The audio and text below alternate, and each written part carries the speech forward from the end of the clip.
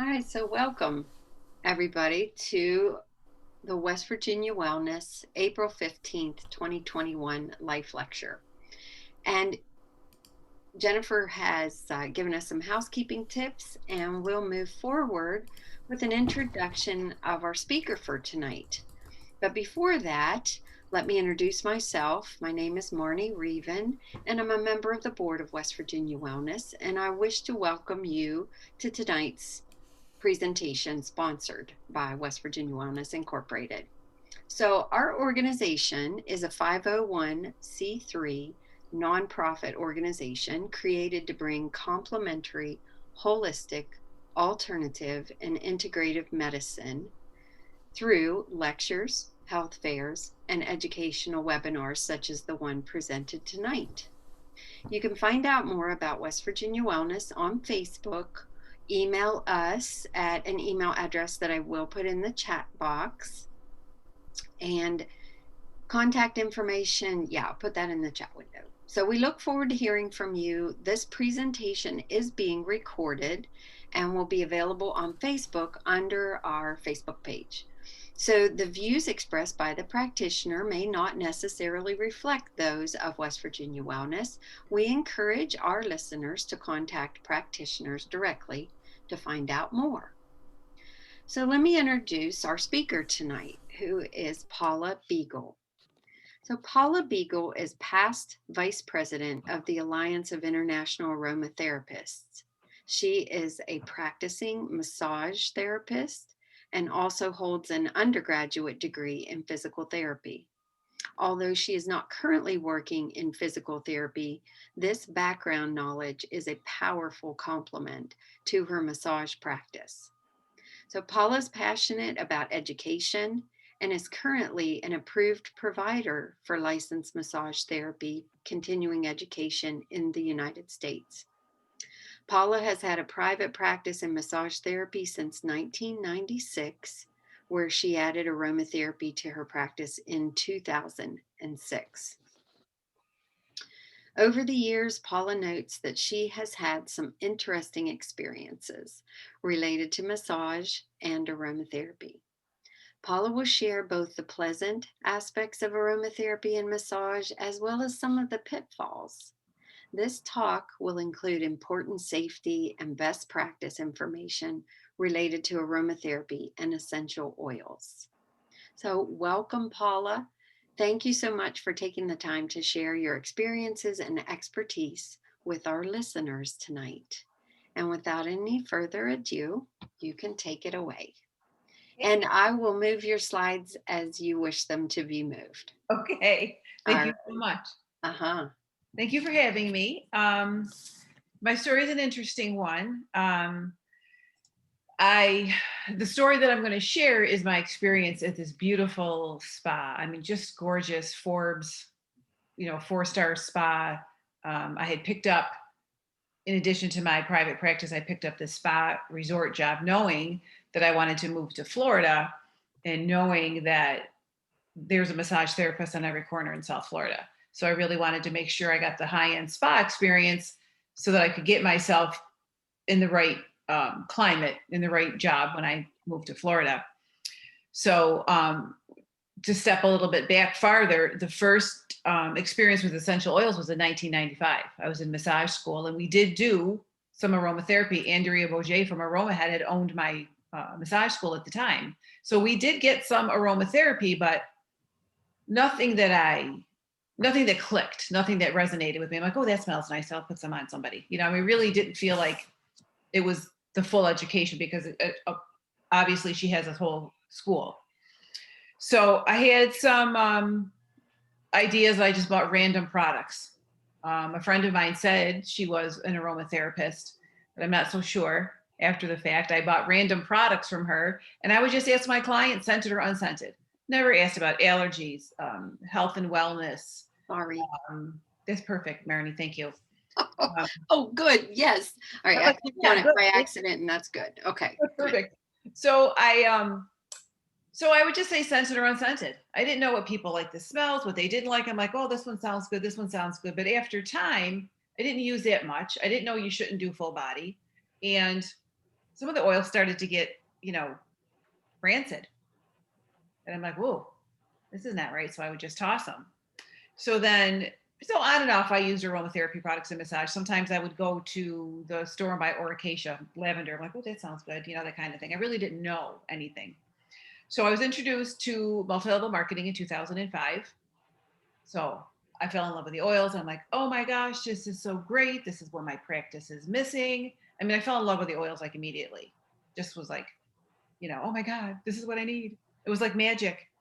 And then I was thinking about the business aspects and, um, how much money I could make with a downline and sell to other massage therapists. I mean, I really just didn't have a clear picture. I got excited about the multi-level marketing.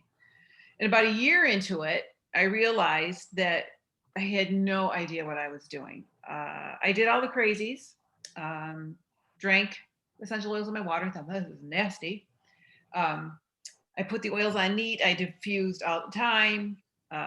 Tried to build my downline. If you could see really close under my chin, I have a scar. It is from, I had poison ivy, and I was in desperate need of something. So my upline says, hey, put some thieves on it. Are y'all familiar with thieves? Cinnamon aldehyde, hot toxic oils. So I just put it on and I just put it on. And I burned my face so badly. And I still have the scar from it, from putting on thieves undiluted on my chin because I didn't know. I thought, well, they're miracle oils, they're magic. I can do anything with those. So and when I jumped into multi-level marketing, I also spent $2,000. I don't know if are you familiar with Young Living in doTERRA? I mean, I bought the briefcase full of essential oils, full briefcase. I had no idea. So after I burned myself, and then I decided to try the raindrop therapy because everybody had spoken so highly of this miraculous raindrop therapy, which a lot of people are still using raindrop therapy. I don't know why, but they still are. So a friend of mine comes from massage. I go, oh, you got to let me try this raindrop on you. I burnt her skin. And to this day, I still feel bad. She still loves me. She's a massage therapist and a nurse, but she's African American, and her skin is a different texture than ours. And the hot oils neat down her spine left little scarring. She has scars on her skin to this day. So things that we don't know, right? You learn. So after that, I said, I need to learn about these essential oils. I have no idea what I'm doing with these. All their blends from this company, they have like 11 or 12 different essential oils in them. These little teeny bottles, they've got these fantastic names. And most of them have cinnamon and ylang ylang in them. So thinking aromatically besides. So just things we don't know, right? But I still love the oils, and I know I've got to learn more because I'm working with the public. I'm working with clients. I really didn't feel right, didn't sit right with me. So that's when I decided that I needed to go to school. That's when I enrolled in my first formal aromatherapy program. You can hit the next slide.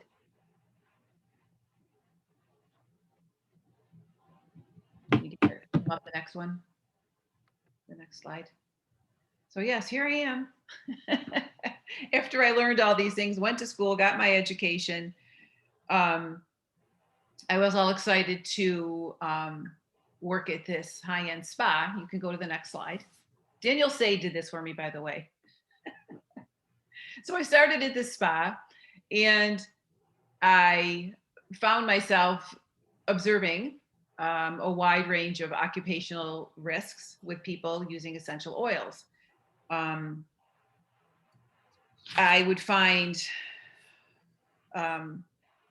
storage was the first thing. I mean, people didn't know what I know. I was just a massage therapist hired to work at the spa. There's a little teeny tiny storage room, and all the hot cabbies in there for the towels are in there. Everything's hot in that room, super hot. Hydrocollator, right, with boiling water for hot packs and to make the towels hot. Everything was stored in that room. Essential oils were in the cabinet. The hydrosols and massage oils were in just like open bottles and half full bottles, and everything was in plastic, and there was no safe storage, no sanitation. You could see some mold in some of the bottles. Some of the it's a busy spa, so they buy things in bulk, and usually things are used, pretty quickly. So, you guys, I don't know if you're familiar with Robert Tisserand and Atlantic Institute of Aromatherapy. They have a whole database for reporting sensitization issues, dermatitis, injuries, with essential oils. I don't know. I did a lot of research to see what had been reported by massage therapists, and I didn't see a lot at the time. So I thought it was really important that I, share this experience. I don't know if they're just not reporting it. It probably happens more, than we think. Maybe they just don't report it enough. Dr. Rustemeyer at Botanica presented an in-depth program on allergic reactions, and he said that most reactions are not immediate, that they happen over time. So repetitive exposure by massage therapists with aromatherapy is obviously an issue. Go ahead and flip that, the next one. So this is what I found. I had massage therapists, after they realized I was an aromatherapist, come up to me and they started showing me their skin. They were just like, oh my God, I've got these rashes all over my hands and my arms. And in a minute, we'll show you some really bad ones. Like I said, storage was a problem. Everything was hot. There was no refrigerator. And even the hydrosols were just in the cabinet over the hot towel. The massage therapist would actually take the bottle of hydrosol, throw it in the hot towel caddy before, yes, I know, before they would spray it on somebody's skin. They didn't know. So one time, and they were in the aluminum bottles, right? Which should have been in the refrigerator, but they didn't want to put cold products on a body. So one time I just said, I can't stand how these things go in the hot cupboard, in the caddy, so I opened a bottle one time of lavender hydrosol. It came out like milk. So can you imagine the blooms and such that might have been in there? Now they said there was aloe in there as well. Well, aloe is not milk white. So after a while, the bottles weren't changed in the room. Every treatment room had a cupboard over the hot towel caddy where the bottles of massage oils were stored. Everybody got an aromatherapy massage. You'd say, here's a sample bottle, smell this one, this is what's in it, which one would you like? And they would explain, like, it's relaxing, it's this, blah, blah, blah. So they never changed the little bottles. And finally, I can't even offer this to a guest to have them smell it because it's so rancid. So I'd open the big bottle and have them smell it. But then nobody ever freshened the bottles. You would just take the same bottle, take the gallon jug, and just constantly top it off. A couple of the therapists decided that the bottles looked gross when you can see mold down the side of the pump bottle. I would have just thrown it away. Well, what they did was dump it down the drain, wash it with soap and water, still had water in it, pour more essential oils in it with a blend. They didn't know. And I'm just like, oh, you add water to the calculation and oh gosh, right? Mold. You're just breeding mold and bacteria. So you would see the mold in the products. Then it was applied to the whole body. So the signature scent was sage and white pine. It's a Native American spa, so those are their signature scents. So instead of having a diffusion of that lightly, sage is very drying for the skin. White pine is great for cleaning. It's great respiratory oil, but I really don't think I would use it as a body oil, even in a massage. There's other nicer, softer pines and conifers that would be more skin friendly. So that was the signature scent. Another blend was lemon, sandalwood, violet leaf, patchouli. Lemon was quick to oxidize, just based on the heat and the storage in the plastic. Okay. And that was the one most frequently to show mold. So if you want to go to the next, let me see what I got. Core sanitation. Oh, they had actually had some 10% blends besides, which were way too strong, even if you just used them for the décolleté. Some people use full body because they didn't know. Dr. Tim gave me permission, Dr. Tim Miller gave me permission to use this slide that shows how allergic contact dermatitis can happen. So the oxidation can occur even through one molecule, right? Aldehydes, oxidize frequently. So your conifers, your pines, your citruses, they don't have a long shelf life. And if they're not stored properly, yikes. So first exposure sensitizes, right? And then the subsequent exposure elicits a stronger reaction. And this is what we're going to see. Go ahead and flip that. So this is what I would see in the storage room all the time. Should have been poured off into a smaller bottle immediately, but here it is in the hot storage room. And look at all that oxygen. Look at all that. So, and that can oxidize the raw ingredients. So here is my coworker. Here we are. This poor guy, over time, he was the lead therapist. And he's got 6-foot long arms. So he was a great therapist. He could do like one stroke starting at your back and go from head to toe. It was just this wonderful massage, right? He's a big, tall guy, and whoosh, everybody wanted this guy. But look at his skin, because he worked full time every single day. Isn't this awful? This poor man. So poor sanitation, oxidized ingredients, the dilutions were too high, poor storage, environmental, everything just breeded this. It just came to this. And then, the blends weren't appropriate, right? Too strong, 10% dilution. I mean, it's just, I kept cutting it with just jojoba because I'm like, oh my God, it's just like too much. So after I started there a few months, I started to get issues. And I've been working with essential oils since 1995, intermittently, right? Through massage school and my practice. Never had any problems until I started working here. I had itching, swelling, patches of dry, irritated skin. Dermatitis became worse every week. It spread from my hands to my elbows. I used over-the-counter eczema cream to calm my skin. The other therapists were like, what are you doing for your skin? Because we need to do it for ours. The full-time therapist had it worse because I would use unscented in my practice and give my clients their blends. At that point, I said, I can't even put aromatherapy on you today. I needed to take a break myself. And a lot of times once you become sensitized, you're set up for that. And it takes years, if at all, to unsensitize. So then I mean, this poor guy. And then I went to management and I said, can I have a minute? I explained to him, I said, have you seen my resume? I'm an aromatherapist. I blend, I formulate, I educate. And I was very fortunate that I was heard. They were very open to what I had to say. We went, addressed the company, and we asked them to lower the dilutions. I reblended and renamed the blends. So they still had the Native American vibe. But I had changed the blends to make them softer and more friendly to the therapist as well as the guests. Now, most guests shower afterwards. They probably didn't have skin reactions, or if they did, nobody reported it. But you can't do, white sage and pine and then do hot towels and hot stones. Can you imagine the irritation? Right? Then with the lemon and the other one too, it's just like, and then here's some hot stones with your lemon. It's like, oh gosh. But they didn't know. So they also did a treatment where you would just put essential oils in the tub and they would soak.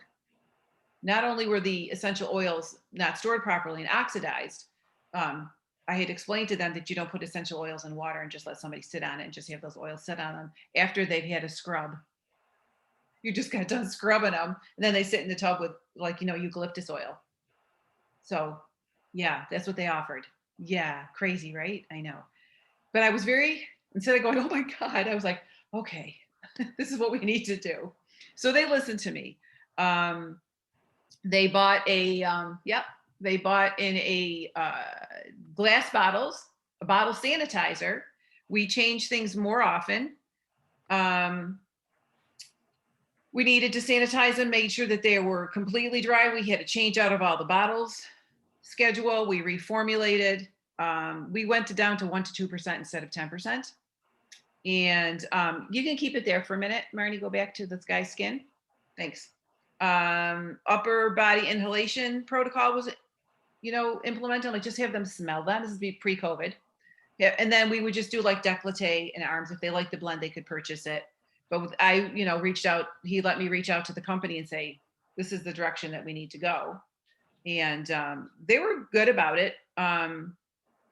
We we got a mini fridge for the hydrosols, and actually kind of discouraged them even using hydrosols because it didn't really make sense for what they were doing.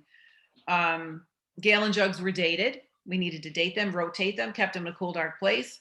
And then I changed the protocol to some of the treatments. So the certain essential oil blends could not be used with hot stones and hot towel because it would irritate the skin. Even with the safer blends, we had to switch that out. And then instead of using essential oils in the tub, we switched to herbal packs. So very aromatic, right? Soaking with these herbal packs was aromatic. They smelled wonderful and were safe for the skin. They were in like a cheesecloth type of thing, right? Just a pack, and that was just in the stuff, steeping in the tub. So it made much more sense, and it was safer, and it still had that aromatic bonus. We don't, masks are required now, so we don't have the airborne particle irritation at this point. So here is the after pictures. This is after we changed out safe formulation, storage practices. He still has skin issues, right? But look how much better they are. What a difference. Huge difference. He ended up having to go immediately. He went to a dermatologist and he used steroids for a while. Topical steroids, steroid cream, and then oral steroids.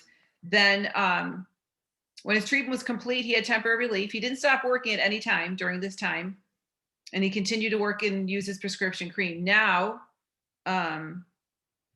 he's not on any medication, so he's still sensitized to the components and the oils, but this is a huge difference from what he had. This is what he currently, when I did the presentation first, I said, hey, let me see your skin before I present. And God bless him, he was very nice to let me use his pictures. I said, can I use you for education purposes? And he said, absolutely. So he did give me permission to do that. But what a big difference when you learn what is really important with essential oils. Is there another slide after this? So education. And if we know something, we need to take responsibility to educate others. I'm currently working with a private country club spa down here. And I've already addressed management about just half empty bottles just thrown on the counter in the back room where all the storage units are. And we're going to be implementing, I've already formulated some blends for the spa. It's just getting where we decide where we want to source. It's not cost effective or time wise for me to stand there and blend, and blend all other proprietary blends. So I do have a couple of sources that I'm looking at to price point my custom blends that I've made just for the spa that I'm currently working at. The other therapists are trying my samples right now to see how they like them. But if you have the education, it's our responsibility to say, hey, this could be done better by, and for this, as well as the therapist, as the person on the table.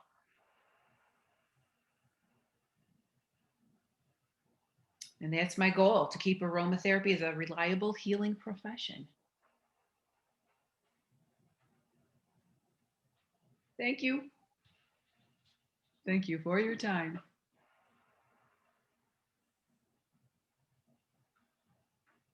Marnie, you're still muted.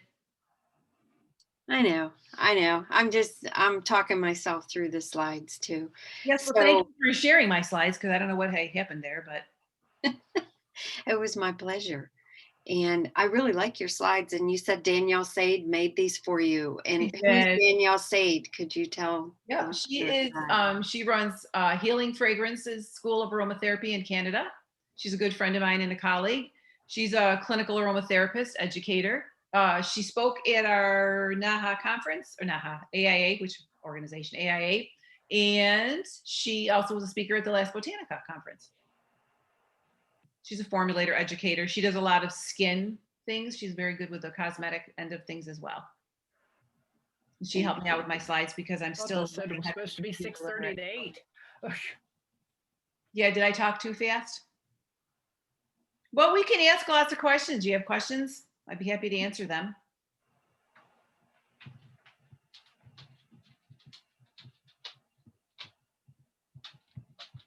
Yes, I have a question. Yes. So I haven't studied aromatherapy. I'm a massage therapist. I don't know, a lot about aromatherapy other than what Marnie has tried to teach me the last few years. So you mentioned hydrosol. Is that not a blend of the oil in water? But then you also mentioned you're not supposed to blend oils in water. So what am I misunderstanding? Okay, so a hydrosol, there's two ways hydrosols are made. Hydrosols can be a secondary product from an essential oil distillation, or if you want a really good hydrosol, if you just want a subtle form of aromatherapy, the plant is distilled just for the distillate of the floral waters, as you put it, and it's got trace amounts of essential oils in them, but a very subtle trace amount, not the concentrated essential oil. So they have a shorter shelf life. So they're to be taken. They're wonderful. I use hydrosols all the time.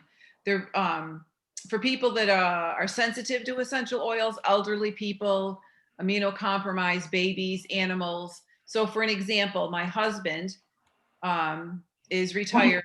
Here. Yes, Rose. Oh, yes. Yeah, this is from Pompeii and it's rose. And I use it actually to cool my skin, like especially on these crazy Zooms. And it smells. Yeah, it's not an essential oil. Correct. It is all the byproduct of doing that essential oil distillation. And I really do love them. They're gentle. They're gentle. So my husband's retired. My husband's retired military, Air Force, Air National Guard.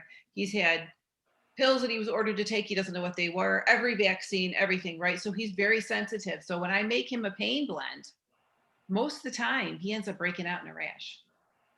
He's just constantly has a skin irritation. He has I've used trauma oil on him, which is infused carrier oils, St. John's wort, arnica, calendula. So he can do the carrier oils, he can do the herbal oils, but the essential oils 9 times out of 10 are going to irritate his skin, not through a diffuser, not through a sniffy stick, but topically applied, his skin reacts. So with hydrosols, I've used them on him. I can't even tell you how many times. He fell off the roof, hit his head, hit his face. I just used hydrosols. He had a chemical burn. Lola used it on Be Kind Botanicals. Lola King, she used it as a little advertising on her products, her website. He had a chemical burn. He was working with some expired cleaning products. You should have seen his face. Hydrosols. I used lavender. He was itchy. I used peppermint, helichrysum to heal the skin.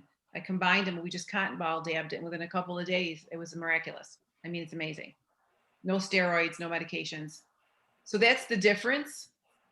Right. Hydrosols need to be stored in a cool, dark place. Right. So this bottle of hydrosol, it's in a clear bottle so that I can tell whether or not it goes bad.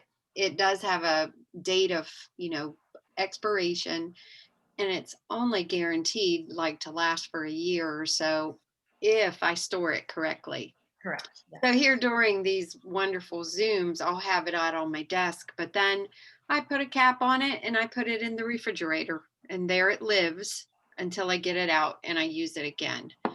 And that does improve the shelf life. So there is a question in the chat box, and I don't know if you can see it, Paula, but it's from Lynette Krause. Yes. It says she's looking for a reputable comedogenic scale for carriers, like somebody who's put together, like, what do I want to use rose hip for, and jojoba and coconut oil. And are you familiar with stuff like that, as you use a lot of interesting things on your massage table? I end up, I don't do a lot of different carriers for my clients. My actual personal aromatherapy consultations and blending has slowed almost to nil post-COVID and since I moved to Florida. Yeah. So I do make some blends still and send them to my clients up north, but they're mostly pain blends. As a massage therapist, I didn't do a lot with skincare. I know about all the different carriers. I might use them for myself, but as a rule, I can't say, I do a lot with them. I just do the massage oils that are safest for the general public, most suited, to What do mix. you use? Do you use rosehip or I jojoba use or- jojoba, Mhm. sunflower oil, grapeseed oil, fractionated coconut oil. Not as much fractionated coconut oil because a lot of people just don't like the thickness of it. I try to do like a thin, quick absorb oil that's healthy and nutritious for the skin. And that's for my massage practice. And like I said, I haven't done any custom blending for any new clients down here except for the spa, which I'm working on their, their product line for the spa for the therapist. But I just keep it to like simple base massage oils in that aspect. So I know, and rosehip seed oil, that I love all those oils. I use them for myself. I make a little something Rosehip's for great myself, on the face. for my skin. Yeah. So Lynette, I'll put in the chat box what I know about where to find that info and where I go for it. And Danielle Sade is Thank you. really the expert on that too. If you want to reach out to Danielle Sade. Yeah, I found her contact information on her fragrant healing fragrances or whatever the name of the website is, Yeah. but I haven't had a reply. Okay. That was a few days ago. Okay.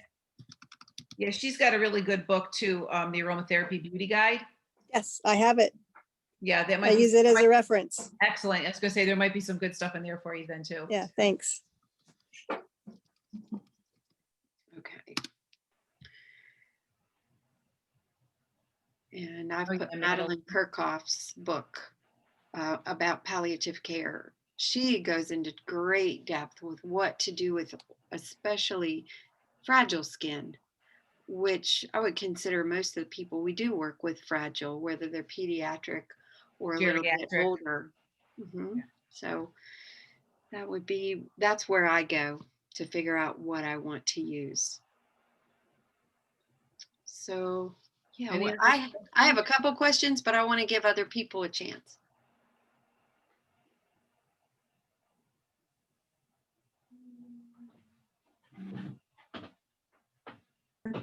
All right. Did you unmute yourself to ask a question?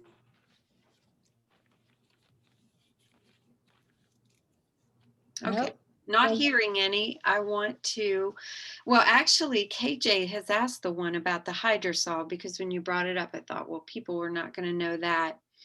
I But don't know what they don't know. Is everybody here studying aromatherapy? Are you working on being an aromatherapist? no, let Okay. me back up a second and ask you a question that I think other people will want to know as well. And then we can talk about what kind of people are on this call. But so you mentioned blends that you made that were friendlier, that were kinder.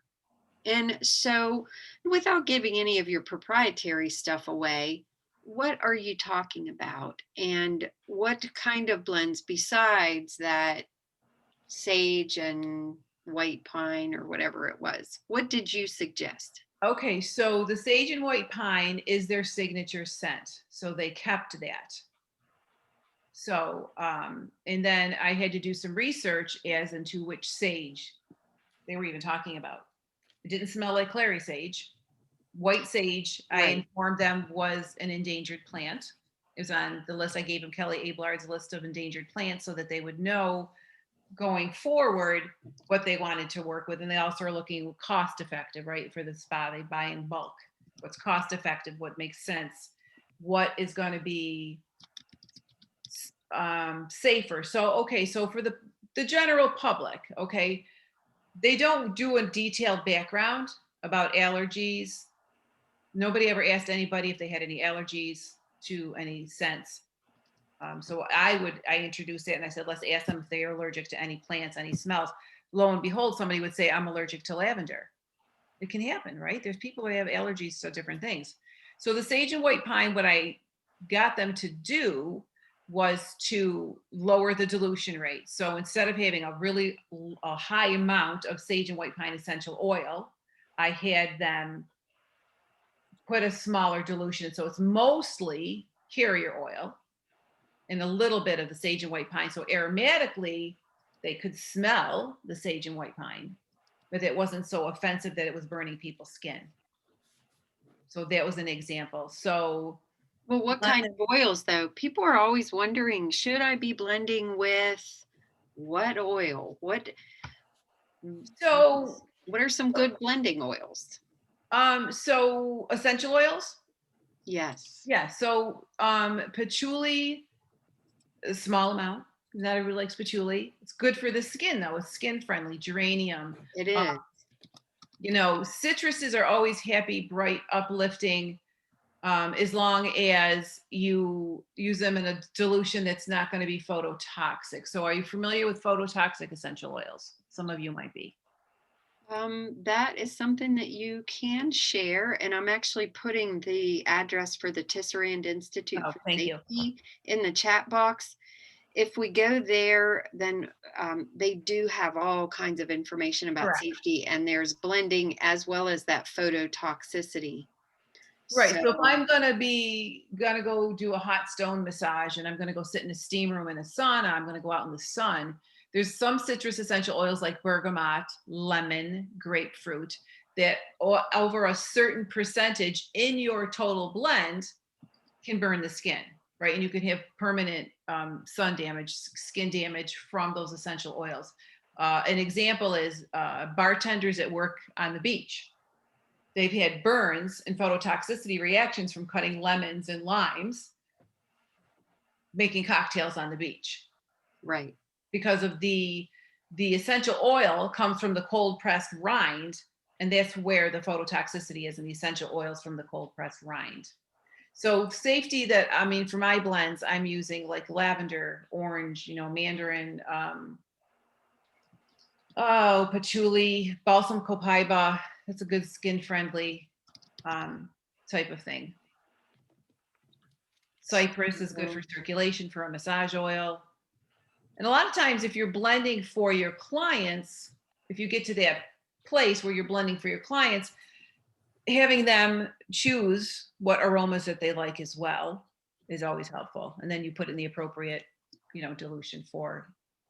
Right.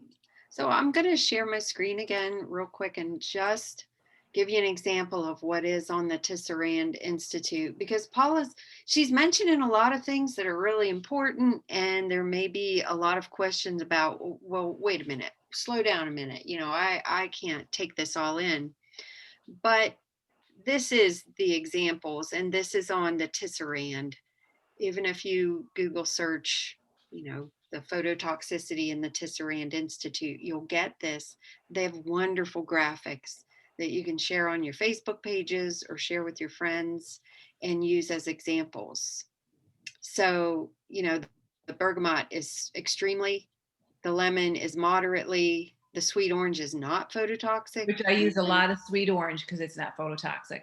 Right. And then we've got the grapefruit, and it even has some reasons why you might use things like this. So they are really good to calm us down, which we definitely need. I use bergamot all the time. I've got a little diffuser bracelet now, and I'm always sniffing my arm. Yeah, my blend for the spa, we made bergamot, spearmint, and pink grapefruit. And I love spearmint too. It's so nice. Soothing. Yes. So spearmint versus peppermint. So if I'm going to choose between the two, what are my goals? What do I want the peppermint for? Peppermint works great in a pain blend. It's great for anti-itch. Yeah. In a small amount. So let me tell you if I can tell you another story. Okay, so you can look at the plants, you can look at spearmint, you can look at peppermint, and peppermint, when it grows, lavender is pretty light and purple and beautiful. And you look at peppermint, it's like, whoosh. So it gives you the personality of the plant. So depending on what I'm looking for, if I'm going to diffuse in a massage room or in a public space, do I want peppermint that says hello, or do I want spearmint that says hello, right? And I still feel like I can breathe, right? So that's a wonderful distinction, because that is how it is. Yeah. And spearmint is still fresh, minty, hello. And it's like, oh, it's fresh. And peppermint's like, hello. It's right at you, right? It's like my personality. I'm there. But that's the difference. So years ago, I was doing chair massage at a church bazaar with my Young Living table all set up to sell my stuff because I didn't know. I go exams, I didn't know. So some guy comes up at my table. He goes, oh my God. He says, I love peppermint. This is at the church bazaar. I'm in the church gym, right? The facility. Mm-hmm. He takes the peppermint he goes like this, right? And then he goes like this. Oh my goodness. And before I could stop him, he's like, oh my God, my face is on fire. So there's where we go back to that responsibility, right? I should have never let him touch the bottle, but I was doing a chair massage. He's like, I love peppermint. So peppermint is cooling at a minute amount. It's a cooling oil, right? It's a penetration enhancement oil. For my pain blends, it's wonderful. Too much is hot. It can burn you. It's hot. It's a hot, holy intense.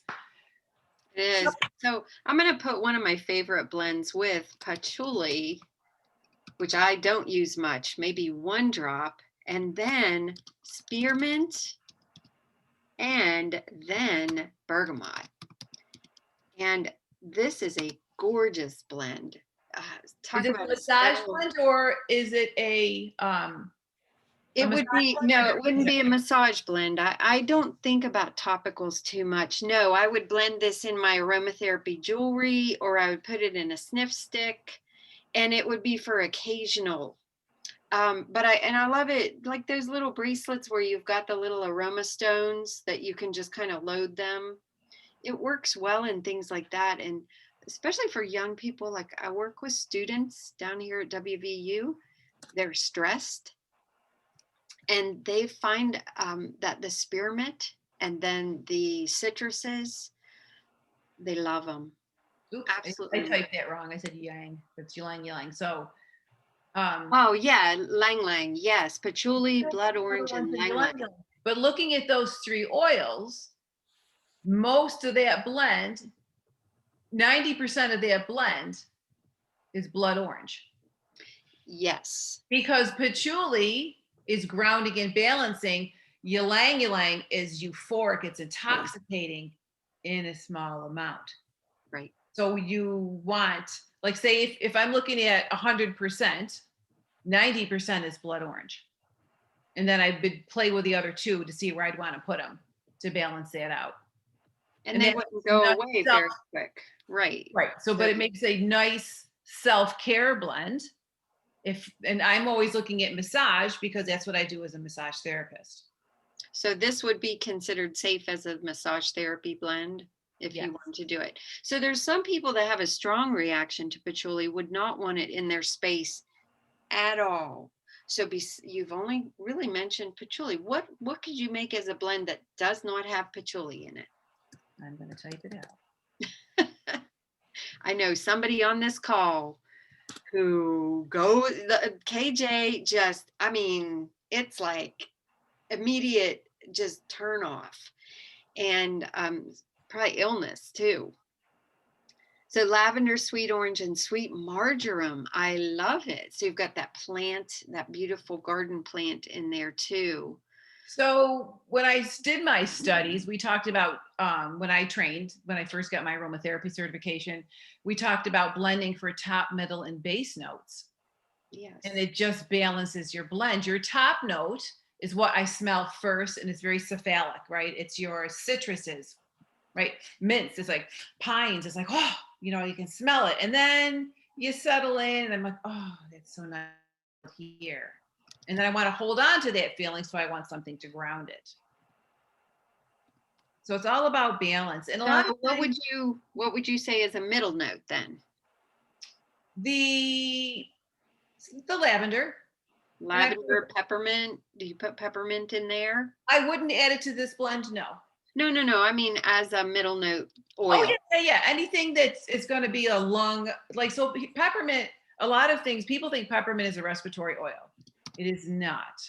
It gives the sensation that you can take a breath. But again, not for littles, not for older people, right? That's why. So spearmint still says, I can take a breath without overwhelming me.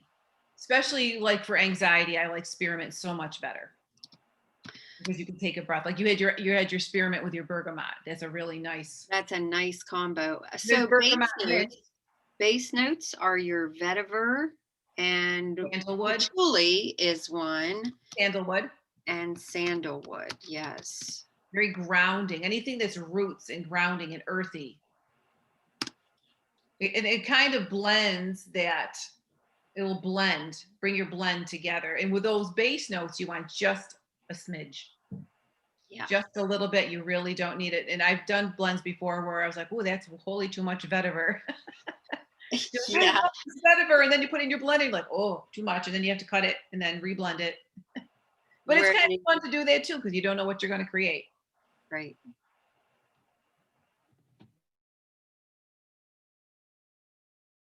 Have a strong aversion to. I had a real difficult time in my massage class whenever we got into the aromatherapy section, because so many of the fragrances were just, they would burn my nostrils, or just, I just don't like them. I don't like fragrances, generally speaking.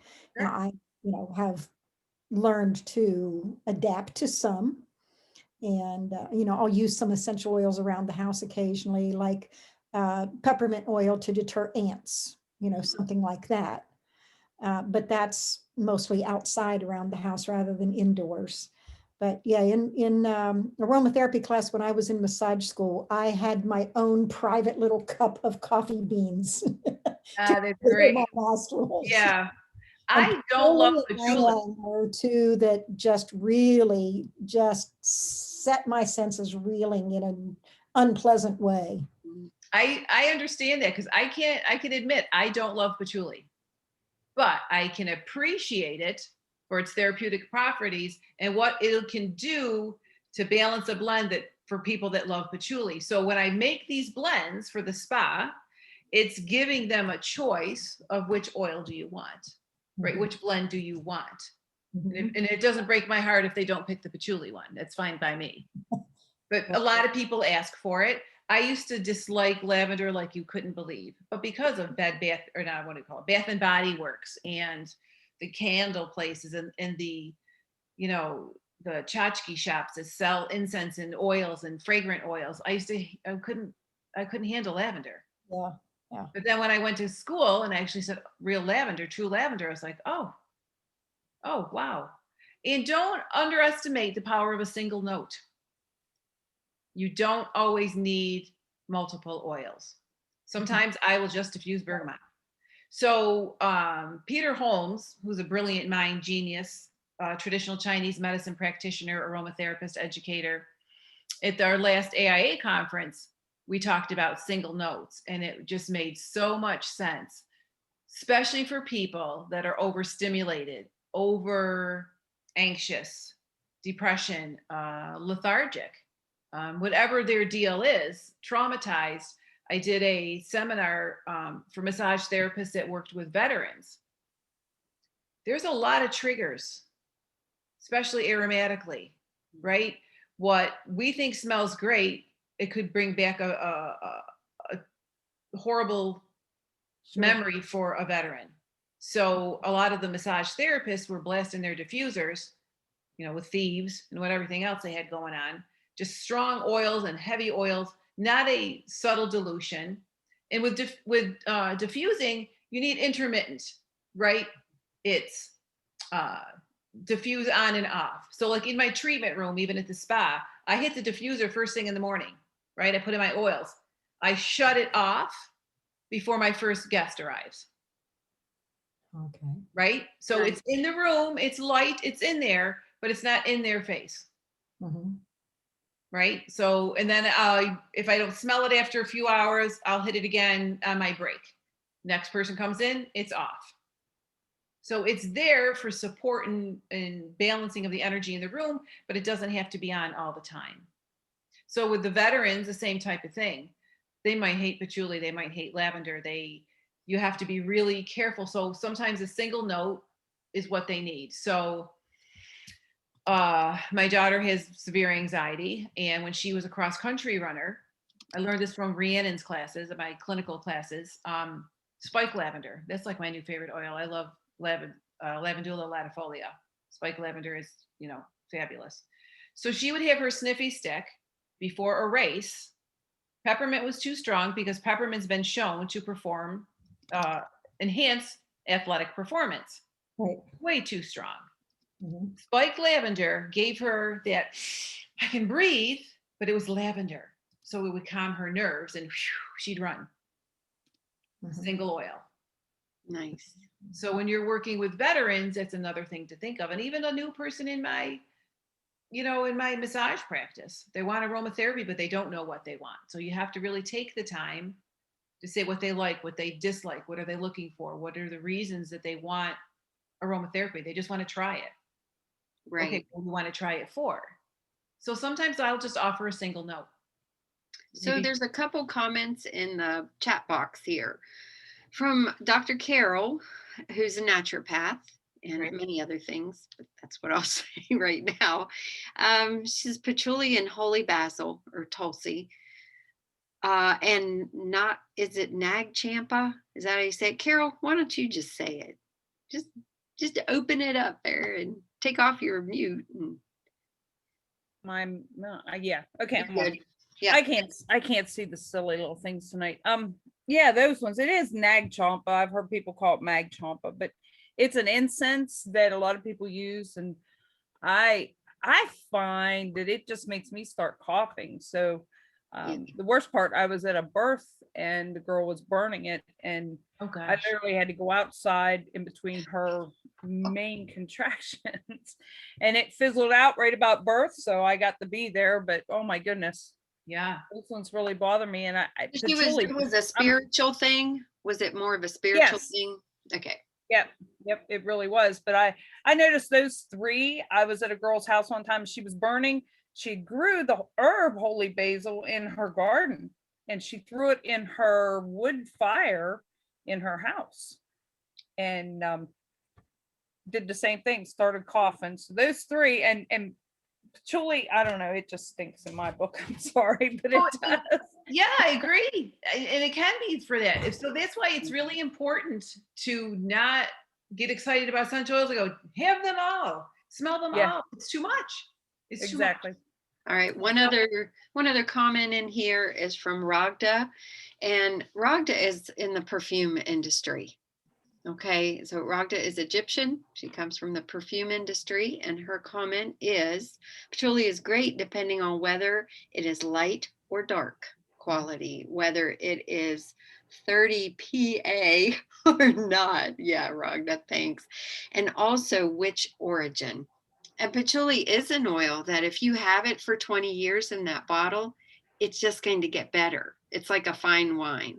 So unless you exposed it to high heat or something to make it oxidize and die, if you keep it well, it will be like a fine wine. So I think that's probably her comment. Let's see, there's two new comments, and let me see if one of them. Okay. So, Ragda, do you want to elaborate on that at all? Because you have a wisdom that we don't have. Hey there, girl. Yes, so well, thank you so much for this webinar. I really enjoyed it. So I love patchouli, so I have to defend it. That's fine. So there is dark quality and light quality, and that depends on the percentage, the acid value, and the patchouli alcohol in it. Without being very technical in chemistry, so there is three parts in Indonesia. There is the Sumatra, and if you get the patchouli from Sumatra, it's woody, musky, and balsamic. While if you get it from Java Island, it's green, leafy, and woody. If you get it from the Sulawesi Island, it's green, leafy, and woody as well. But the dark has completely different note, and the light has a different note. And then everyone is having like a different olfactive profile. So it really depends, where are you getting it? Are you getting the light, the dark? How are you using it in the blend? Because it doesn't go well with everything. Let me tell you a lot of, I'm a clinical aromatherapist as well before, like after being in the fragrance industry, but a lot of really nice perfumes out there has patchouli in it.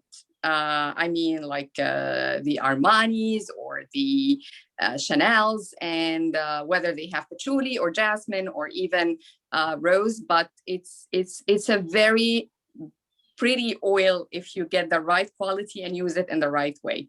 Correct. I agree. Thank you. I agree. Thank I you, know a lot of Rhonda. people love it.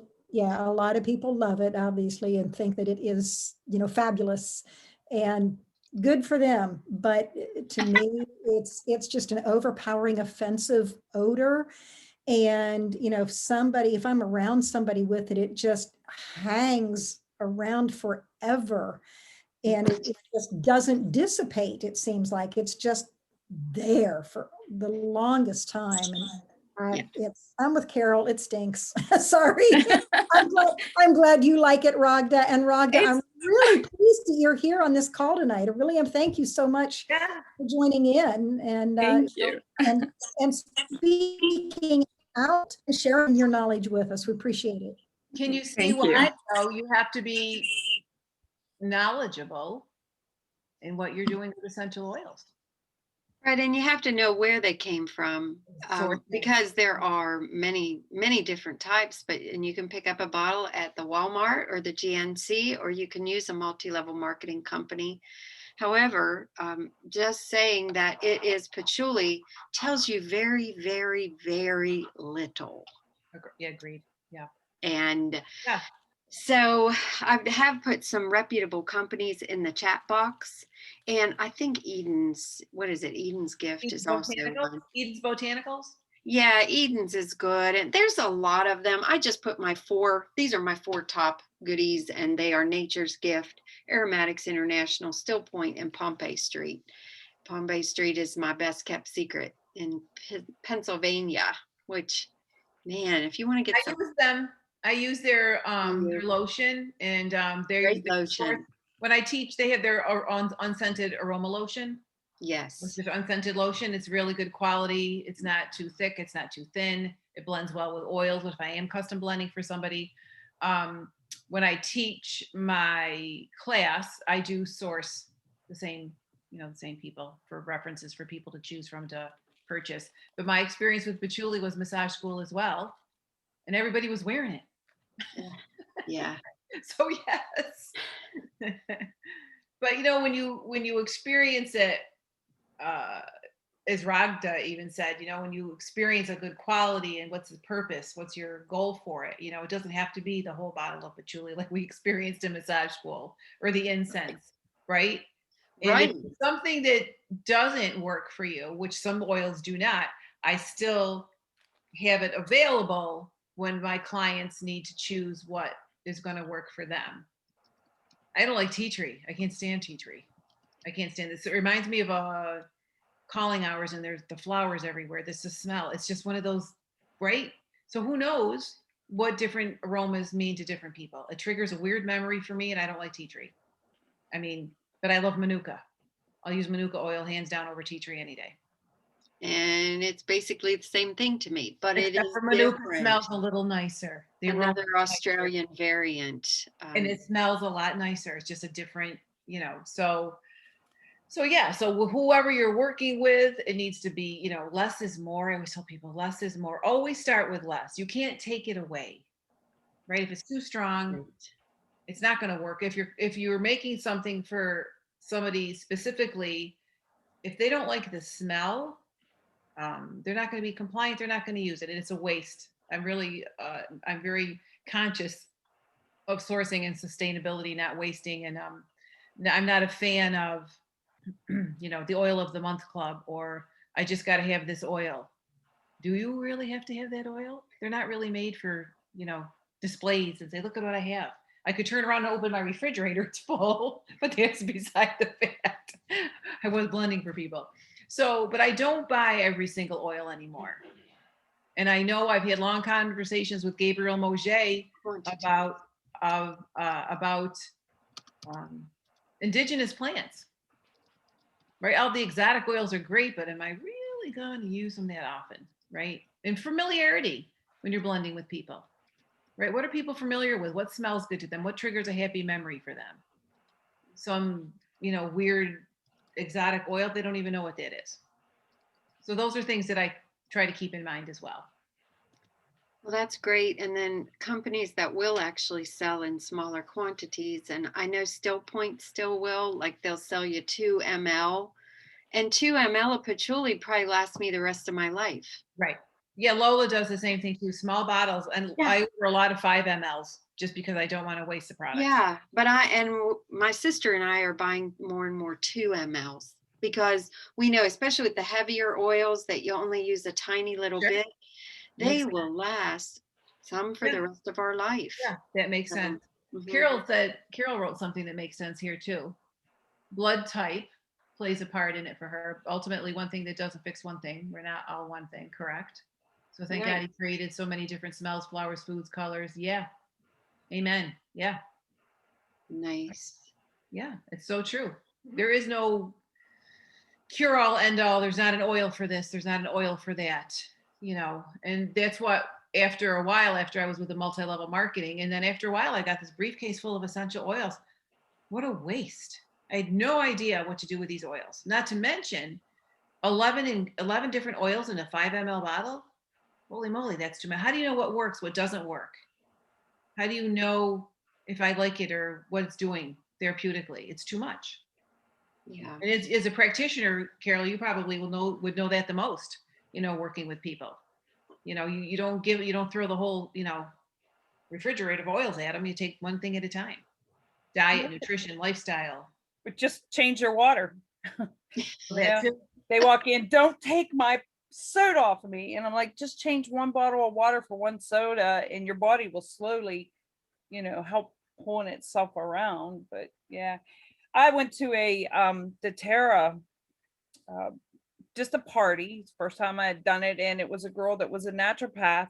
And as we walked in the door, she's a little I don't know, the little pellets or whatever, and said, here, try this. And I'm like, what? You're an ND. You don't Pellets. prescribe, diagnose those Like we're liquor gonna oil find out things. Yeah. Yep. as you walk in the door. Yep. And I'm thinking, you don't know a thing about them. What if it's an allergic reaction here, And she's like, oh, I don't worry about that. And I'm like, okay, cool. Not. But yeah. Yeah, see, I do a lot of myth busting in my classes too. Good. I was working with a dentist before I moved down here. I will put it in paper and get it in the journal one of these days. You better. I'm working on it. I know. So I was working with a dentist and we had been talking about, I have, gum issues and whatever. And we had talked about, and I just asked him some questions about people drinking soda, smoking, caffeine and what it does to teeth. And he said more and more he's seeing, tongue irritations way in the back. And he said enamel erosion. And I said, so, can I pick your brain? Because I'm an aromatherapist and I like to teach about safety with essential oils. He said, that's exactly what I was going to say. He said, more and more people are drinking essential oils. And he said, they're eroding their enamel on their teeth. They're losing their taste buds. They're having mouth sores, GI issues. So of course, the more GI issues you have, the more it's going to irritate your teeth. So I've got some things I've got to get it together and get it out there. So that's another thing. So, like herbal medicine, right? You can't just throw herbal medicine at people. You don't know what medications are on. I'm not going to be the one that says, hey, take all these oils and drink them and eat them and get off your medications. I'm not doing that. No, but I have had a client that did do that and then walked in and said she went off her blood pressure medicine and a couple other things. I was like, ah. Yeah. But these wellness advocates and distributors will tell you, eat, drink your essential oils and be merry and go ahead and get off all your medications because these essential oils are, praise Jesus, and essential oils are going to cure everything. And it's a very dangerous practice. So when I teach, we do some myth busting and I let people know that there's no vitamins in hydrosols. There's no vitamins in essential oils. So if you have to, even Robert Tisserand said, if you have to ingest copious amounts of essential oils, you have to ask yourself why. Mm-hmm. Why are you doing this? Mm-hmm. Well, I want to lose weight. Well, I had a woman, I worked at a health food store briefly. And I had this girl come up to me and she just bought a bottle of Now brand grapefruit. And she was buying a whole bottle of little plastic caps. And she was my massage client. And I said to her, I go, Crystal, what are you doing with those? Because she knows me. I'm like, what are you doing with those? She goes, well, I need to lose some weight. And I said, so how do you think that's going to happen? She goes, well, I'm going to fill these capsules with grapefruit essential oil, and I'm going to take them 3 times a day, and I'm going to lose weight. So, but and I was very pleasant to her, and I go, no, you're not. I go away from her. And I said, as your therapist and your friend, I said, you cannot do that. I said, I will not allow you to do something, first of all, that's wasteful. Second of all, that's not how you lose weight. So I gave her a couple of clinical nutritionist cards, business cards. And I said, eat a grapefruit. Right. Eat the real thing. You get the vitamin C, the fiber, the yummy, Right. And there are places in the world, French aromatherapy, they do a lot of internal, vaginal, rectal, the whole bit. There's lots of ways to administer them. Yes. However, when they do administer them, they administer them with carrier oils. They administer them with things that actually don't dissolve until they get to your intestines, because it has been researched like a medicine there. When we're doing it, and I come from a multi-level marketing background, and I had an oil for everything, and then I also put everything in a capsule, and I took it. I used to also. I found benefit from it at times. However, I know now that over time, this could have definitely eroded my esophagus or done many, many other things, because they were not mixed with carriers. They were probably 24 drops in one capsule of pure oil, and a lot of it was oregano. So here's the thing too, Marnie. Companies have a supplement line of things that are they're safely formulated, and they're decent, right? They're safely formulated. So I always guide people, if you have to do XYZ brand, please don't eat your oils and go to the supplement page. They're already, why not, they're coated and whatever, and even you don't need to take them every day. But here's the thing, and I am trained with Rhiannon and all the aromatic medicine. I've done all her ACA levels. But as a massage therapist, whether I was in New York State or Florida and being nationally certified, is it in my scope of practice to give somebody capsules to take for whatever is bothering them? It is not. Will I do it for my family and friends? I've made plenty of butt bombs. I've made plenty of suppositories for my family and my friends. However, or your family, yes. Yeah, but I am, and I love the training and I appreciate it, but it is not in my scope of practice as a massage therapist to have Marnie come in and say, I've got all these gut issues, and I can give her a bunch of capsules. Say, here, take these 3 times a day, and then wean down to 2 times a day. No can do. No. It's not in my scope of practice. And I think that's another thing that the MLMs walk a fine line is their people, giving medical advice. I had a woman come into me and said, if I drink the cinnamon oil, will this cure my diabetes? No, you probably need another stomach. Well, I said to her, I go, where did you hear this information? And she said, I went to my son's ex-girlfriend's mother. I go, what does she do for a living? Is she a nurse? Is she a doctor? Nope. She's a rep. And I said, so I go, how long have you been a diabetic? She says, oh, since I was about 5. So she's type 1 diabetes. And she thought that this woman told her that she was, well, what do I do with this? Do I put it on my stomach? Do I drink it? How does this cure my diabetes? And I said, holy heck. No. So I have scaled back even farther in my career with aromatherapy. Very, very safe. Very small amounts. I take extensive medical background. I do not tell people to get off their medications. I can refer them to dietitians, nutritionists, personal trainers, naturopaths. Yeah, functional medicine doctors, absolutely. But I am not going to say, here, drink this oil. Mm-hmm. Exactly. So Ragda has a comment up here. MLM use just a part of the FDA GRAS, or generally recognized as safe, guidelines, and abuse these guidelines without disclosing the full guideline. It is true. And then Carol Lilly, she as a naturopathic doctor, she can't even do that, like come off your medications and just do this. And right. Right. So yeah, and she doesn't say that this will heal or fix or cure.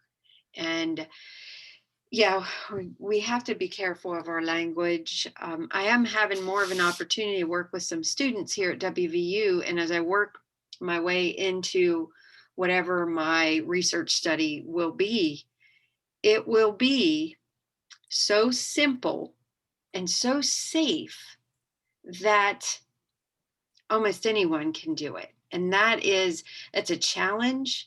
But if we want the masses to be able to use aromatherapy for stress reduction, clarity, mindfulness, all these Supportive. well-being things, supportive things, then it's up to us to do the research, get the data, and allow, people like Dr. Carroll to be able to say, so this is the study that said that this worked for this. So why don't you you can give it a try. It looks like it's probably pretty safe. So we have our work cut out for us. Yeah, and I always err on the side of caution. Safety first. With all my experiences after all these years, it's always less is more, err on the side of caution, safety and education, like Marnie said, know what I'm talking about working with when I'm working with somebody.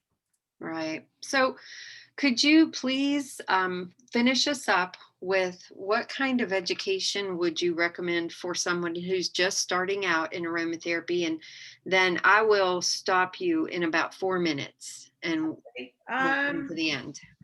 Well, as you guys know, obviously I'm involved with the Alliance of International Aromatherapists. So there is a list of approved schools. There's many schools. So one shoe doesn't fit everybody. So you can do some research and do some background on schools. I've been trained by Aroma Head, Tisserand Institute, Gabriel Moget, Rhiannon, tons of conferences, international as well as national. When I go to NAHA conferences, educate, just get yourself out there and just get as much information as you can. Don't learn from one source. I teach an introductory class, the therapeutic uses of essential oils. It's a 2-day, the do's and the don'ts of, and therapeutic uses. Massage therapists take my class for CEUs, but not everybody has to be a therapist that takes my class. If somebody says I've been selling Young Living or doTERRA, I just want to learn how to do it the right way. Fine. Totally fine. So Aroma Head, Tisserand, there's 2 schools in Canada, Essence of Time, Healing Fragrances. There's so in the chat box, I am putting up the Alliance and NAHA because anybody can go to those sites and look at approved schools. So that will be a good. Start with an introductory class. Right. Just start with an introductory class. It can be free. So thank you so much, Paula, for sharing what you know in a candid and friendly way. And yeah, you're so approachable. And that is why I asked you to do this. I really enjoyed this talk with the Alliance. And I appreciate you sharing it with a wider audience with us. And so as we wrap up, I'm going to turn it over to KJ, and she's going to talk about the conference, or not the conference, but the lecture that we'll have next month. And Paula, thank you so much. Thank you. Appreciate it. Yes, thank you very much, Paula. This was great discussion, which I find more intellectually challenging and scintillating and memorable than just lecture. So thanks so much. This has really been a very good presentation tonight.